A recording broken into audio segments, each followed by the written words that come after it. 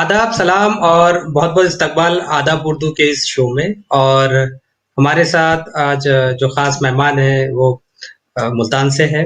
मैं बताता चलूँ कि ऐसा बहुत कम होता है कि हमने रेयरली देखा है कि ऐसा कोई बुक शाया हो जाती है और लोगों को शायकीन को पसंद भी आती है और कई सारे मुल्कों में उसका ट्रांसलेशन भी होता है और लोग उसे पसंद भी करते हैं और फिर स्टूडेंट्स भी उसे पसंद करते हैं और उस पे फिर रिसर्च भी होना शुरू हो जाता है।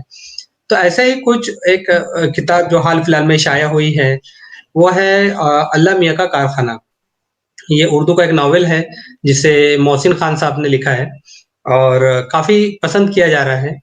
और आज जो हमारी जो ख़ास मेहमान हैं, जो इस किताब पे रिसर्च कर रही हैं, तो इनका मैं तारुफ बताता चलूँ कि हमारी जो ख़ास मेहमान हैं, ये बहाउद्दीन ज़करिया यूनिवर्सिटी मुल्तान से उर्दू में एमफ़िल कर रही है और इन्होंने कई सारे आर्टिकल्स लिखे हैं, जो मुख्तलिफ़ मैगज़ीन्स वग़ैरह में छप चुके हैं।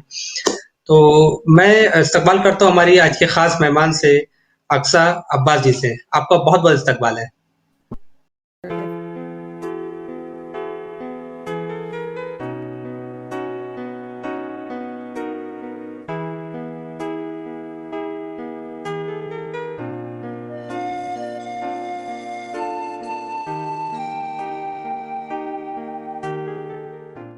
अस्सलामुअलैकुम, जी। बहुत शुक्रिया आपका कि आपने मुझे बात करने का मौका दिया।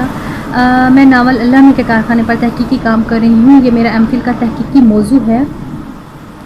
बुनियादी तौर पर जो मेरा मौजू है वो है 2020 में शाया होने वाले उर्दू नावलों का तज्ज़िया, जिसमें मैंने मोहसिन खान के नावल अल्लाह मियां का कारखाना और मुशर्रफ आलम ज़ौकी का नावल मर्ग अम्बो और हफ़ीज़ खान का नावल करखनात, ये मैंने सिलेक्ट किए हैं और ये मेरा एमफिल का मौजू है। जी। जी। आपने जब ये पहली बार किताब पढ़ा तो सबसे पहले क्या तासुरात आपके ज़हन में आए? नावल पढ़ने से बहुत से ख़यालात ज़हन में आए, क्योंकि नावल आपको अपनी गिरफ़्त से निकलने ही नहीं देता। जैसे ही आप नावल पढ़ना शुरू करते हैं तो ये नावल आपको एक वादी में ले जाते हैं और जहाँ एक बच्चे की आँख से इस वादी की सैर कर आप एक बचपन की यादों में खो जाते हैं, जहाँ खेल, तमाशा, पतंगबाज़ी, मुर्गी, चूज़े, ज़िंदगी के मुख्तलिफ़ रंग इस वादी में समाये हुए होते हैं। कहने को तो ये एक सादा सी कहानी है, लेकिन इस सादा सी कहानी में एक पेचीदा पहलू छुपे हुए हैं। जब तक कारी इन पेचीदा पहलुओं को सुलझा ना ले, इस गुत्थी को सुलझा ना ले, तब तक कारी चैन से नहीं बैठता।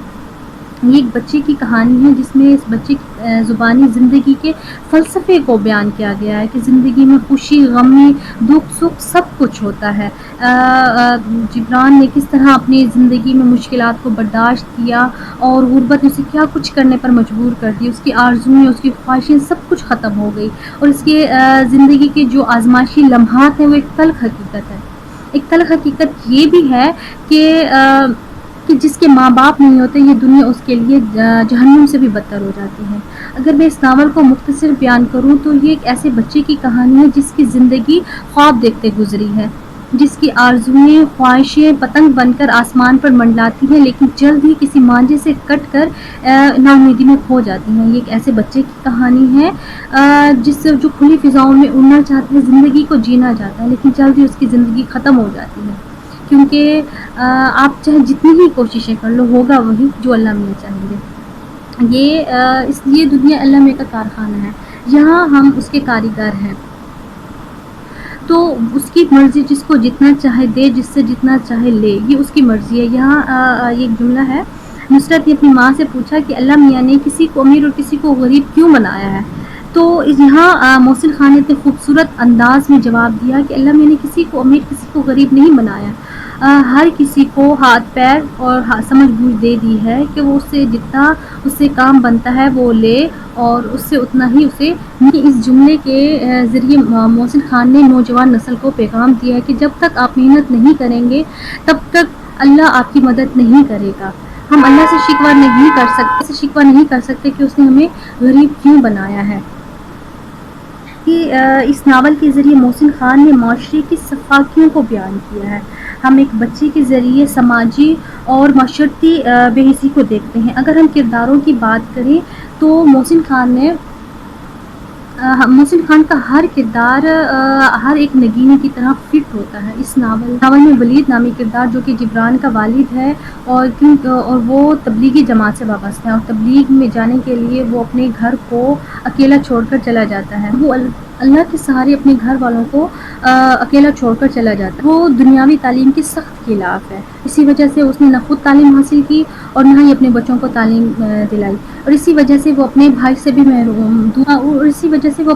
بھی دور ہو جاتا ہے. اگر ہم یہاں دیکھیں تو محسن خان نے ایک پڑھے لکھے اور ان پڑھ دونوں گھرانوں میں ایک واضح فرق دکھایا ہے کہ جو پڑھا لکھا ہوتا ہے اور جو ان پڑھ ہوتا ہے ان میں ایک واضح فرق دکھایا ہے کہ جبران کے جو چچا تھے وہ ایک پڑھے لکھے سمجھدار شخص تھے اور وہ دنیا اور دینی اور دنیاوی دونوں کا علم رکھتے تھے. لیکن اس کے برعکس جو اس کا والد تھا وہ صرف دینی علم رکھتا تھا اور وہ سنی سنائی باتوں پر یقین رکھتا تھا کہ اگر اس میں اتنی سمجھ بوجھ نہیں تھی کہ وہ یہ سمجھ سکے کہ یہ بات ٹھیک ہے یا غلط ہے.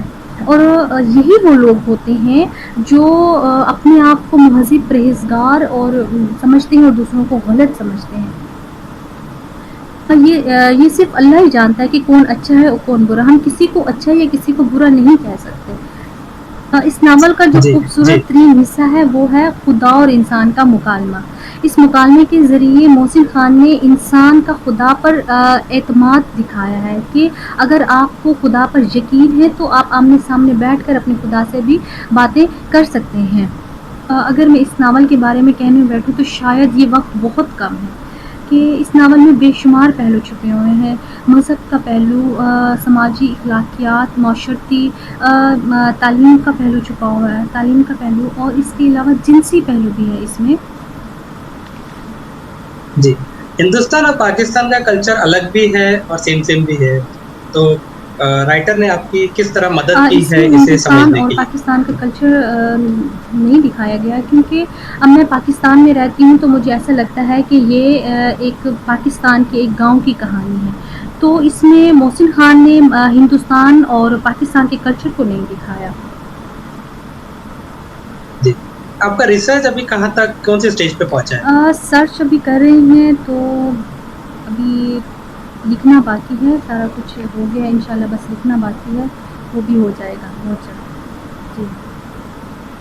تو ابھی اس ریسرچ سے فیوچر میں کیا پلان کرنا چاہ رہی ہے آپ؟ کس طرح کا فیوچر کی ڈیولپمنٹ دیکھ پلاننگز رہی تو ہے؟ بہت ہیں لیکن سرچ کے حوالے سے انشاءاللہ سرچ کرنے کے بعد اپنی تحقیق مکمل کرنے کے بعد اسے میں خود فارم میں لانے کی کوشش کروں گی.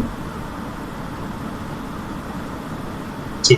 تو اقصیٰ عباس صاحبہ، آپ کا بہت بہت شکریہ کہ آپ ہمارے اسٹوڈیو میں آئے اور اتنا اچھے سے آپ نے بیان کیا، اور ہم آپ کو بہت شکریہ کہتے ہیں کہ آپ نے آپ کا بیش قیمتی وقت ہمیں دیا. بہت بہت شکریہ.